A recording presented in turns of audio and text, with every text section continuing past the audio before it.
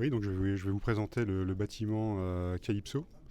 Le bâtiment Calypso qui est un bâtiment tertiaire, un bâtiment donc, de bureaux qui a une surface d'environ 10 000 m². C'est un R+6 c'est un bâtiment de bureau comme je l'ai dit et qui est aussi une petite partie de commerce à rez-de-chaussée d'environ 5 à 600 m².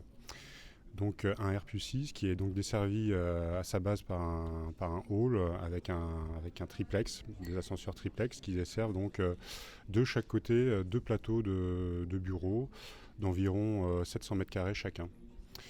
Voilà, donc le bâtiment s'inscrit dans le projet Euromed Center. Il a été livré récemment, le 29 avril 2016. Et donc il est pour l'instant occupé au R+6 par une société EY, par la société EY, qui finit ses travaux d'aménagement.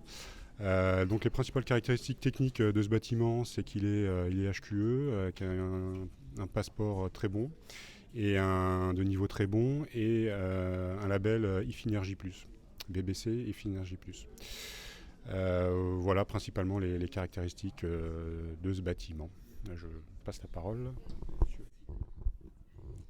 Alors quelques mots pour vous parler de l'hôtel Golden Tulip de Romed. D'abord pour souligner et rappeler que c'est la deuxième implantation de Golden Tulip à Marseille après Villa Massilia.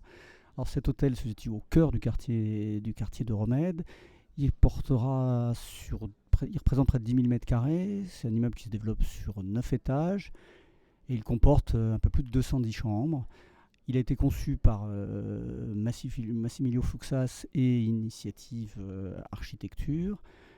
La spécificité de cet hôtel, c'est qu'il va être très ouvert sur l'extérieur, conformément à sa cible de clientèle qui est à la fois une clientèle affaires et une clientèle loisirs, au travers de son attractivité principale qui est son site, en pleine centralité puisqu'on est à côté, en lien direct avec la ville, autour de lieux de loisirs et de consommation très forts. Le silo ici à droite, le théâtre de la Minoterie à côté, le muséum un peu plus loin, le FRAC.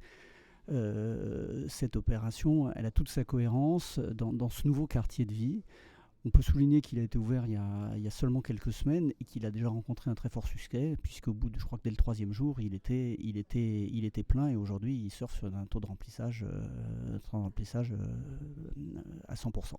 Bon, juste pour vous préciser qu'effectivement Altaria Cogedim est très fier de réaliser cette opération et l'hôtellerie, en particulier l'hôtellerie de risque, est un des savoir-faire de pointe. Nous avons réalisé dans cette ville déjà une opération emblématique au travers de la restructuration de l'ancien hôtel-Dieu qui est aujourd'hui l'hôtel Intercontinental. Et récemment, là aussi dans le cadre d'une grosse opération de restructuration, l'ancien palais de justice de Nantes qui accueille une ancienne Radisson Blu. D'autres hôtels sont en projet et c'est effectivement un point fort de notre développement.